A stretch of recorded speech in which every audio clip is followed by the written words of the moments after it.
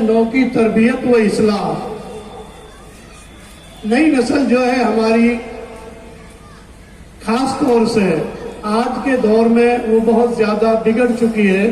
اس کی اصلاح کی ضرورت ہے. جب ہم دیکھتے ہیں اپنے علاقوں میں, ہم زیادہ دور تو نہیں جاتے, ہمارا علاقہ جعفر آباد اور مصطفیٰ آباد تک اور یہ جمنا پارک دیکھیں آپ, یہاں پر ہم رات اور دن 24 گھنٹہ ہوتے ہیں.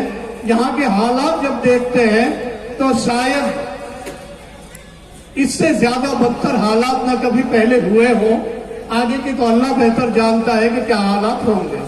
یہاں تک کہ نشے میں تو وہ چور ہیں ہی ہیں. آپ اگر وہ شراب پیے ہوئے ہیں, اسمیک پیے ہوئے ہیں, چلنا بس کی نہیں ہے, اور وہ مسجد میں داخل ہو جائے گا, مدرسے میں چلا جائے گا. ابھی قاری صاحب بتا رہے تھے ہم مین روڈ پر رہتے ہیں, 24 گھنٹہ ہم دفتر میں نہ بیٹھ کر کے دروازے پر بیٹھتے ہیں.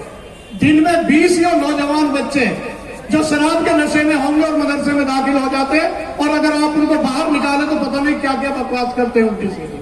یہ ہماری حالت ہے. مساجد کا اور مدارس کا بھی ہمیں احترام کا پتہ نہیں. ہمارے ساتھ کیوں نہیں ہوگا؟ کئی واقعے ایسے, قاری حرار صاحب وہاں موجود تھے, ابھی 10-15 روز پہلے کی بات ہے.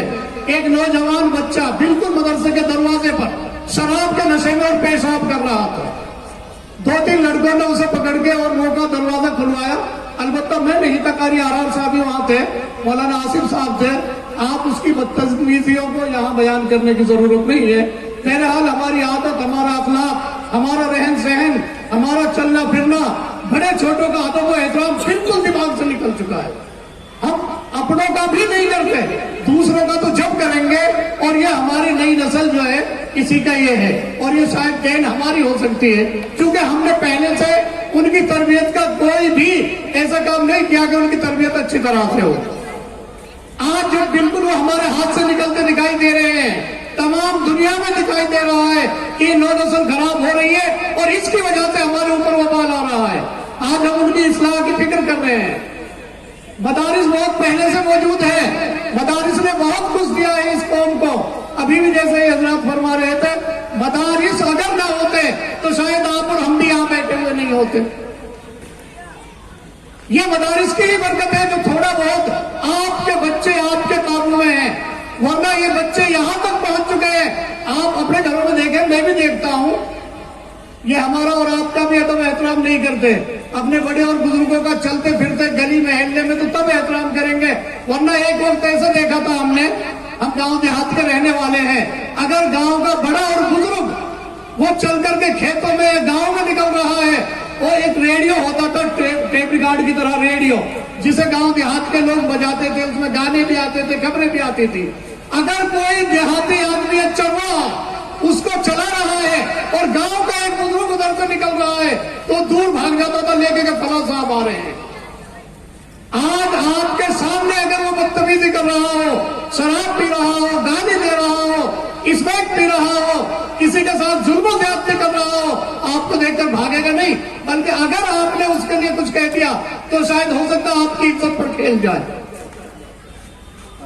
یہ ہماری نئی نسل ہے, اور اگر آج اس کی فکر نہیں کی, کل ہو سکتا ہے پتہ نہیں اور اس سے زیادہ تباہی آ سکتی ہے.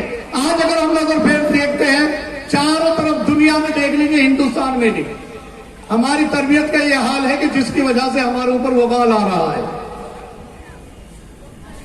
ہماری بچیاں جو اسکولوں اور کالجوں میں پڑھ رہی ہیں, ہزاروں کی تعداد میں نہیں, لاکھوں کی تعداد میں. پورے ہندوستان کے ایک سروے کے مطابق پہلے لوگ 8 لاکھ بتاتے تھے, اب تقریباً 10 لاکھ بتاتے ہیں. 10 لاکھ بچیاں ہمارے ماں بہن بیٹیوں میں سے نکل کر کے اس امت مسلمہ کی بیٹیاں اور وہ غیروں کے ساتھ جو ہے انہوں نے شادیاں کر دی. اور یہاں تک اس میں بھی کمی ہماری ہے, ہم نے ان کی تربیت نہیں کی. ہم مدارس ضرور چلا رہے, مکاتب چلا رہے, لیکن آج بھی کم ہے, ہم اپنے بچوں کو نہیں سنبھال پا رہے ہیں. ان کو ہم اچھے سے اچھے اسکول میں داخل کر دیتے ہیں اور دینی تعلیم سے بالکل انہیں کوڑا رکھتے ہیں, کوئی ان کی طرف دھیان نہیں دیتا. اور وہ بچیاں جب اسکول کالجوں میں بڑی ہو جاتی ہے, یہاں تک کہ کیا ہے, انسان ہے, انسان ہے, خون ایک جیسا ہے, رنگ ایک جیسا ہے, بناوٹ ایک جیسی ہے, آپ کس چیز پر ان کو دور کریں گے؟ اور پھر جب کل میں ان کے ساتھ وہ معاملہ ہوتا ہے یعنی کسی کو قتل کر دیا جاتا ہے, کسی کو ڈال دیا جاتا ہے, کسی کو ٹکڑے ٹکڑے کر دیا جاتا ہے, عزت اور عصمت ان کی لوٹ لی جاتی ہے. جب وہ کہیں کی نہیں ہوتی تب وہ بچے یا تو تڑپ کر اپنے آپ ہتیا کر لیتی ہے, یا دنیا میں سے ان کا نام و نشان مٹ جاتا ہے, یا کہیں بھی کسی غلط کام میں پڑ جاتی ہے. ان کے ساتھ ہمارا ہی یہ معاملہ ہے. بچے تعلیم ضرور لیں, دنیا کے کسی اسکول میں تعلیم حاصل کریں, انگریزی پڑھیں, ہندی پڑھیں, حساب سائنس ساری چیزیں پڑھیں, لیکن جتنی تعلیم اس کے لیے ضروری ہے اور فرض عین ہے, اتنی تعلیم آپ دینی تعلیم ان کو ضرور دلائیں. دینی تعلیم بھی علم کا حاصل کرنا فرض عین ہے. علماء کرام تشریف فرما ہے کتنا, جس سے حرام اور حلال کی تمیز ہو جائے. جب ہمارے بچے اور بچیوں کو, ہمارے نوجوانوں کو, اس نسل کو یہ پتہ ہی نہیں ہوگا کتنا حرام ہے کتنا حلال ہے, کیا ہے کیا چیز نہیں ہے. ہم تو جو ہے صحیح معنی تو یہ ہے کہ ہماری تربیت یہ بھی نہیں کہ ہم کھانا کھانے بیٹھیں گے, ہم ہاتھ صاف کریں گے, ہاتھ دھوئیں گے نہیں, بسم اللہ پڑھنی ہے نہیں پڑھنی ہے, دسترخوان بچھانا ہے نہیں بچھانا ہے. ہماری بیاہ شادیوں کا تو یہ حال ہے, پلیٹ ہاتھ میں لے کر کھانا لیتے جائیے اور ڈانگروں کی طرح چلتے جائیے اور کھاتے جائیے. یہ تو ہماری تربیت ہے, ہم نئی نسل کی کہتے ہیں.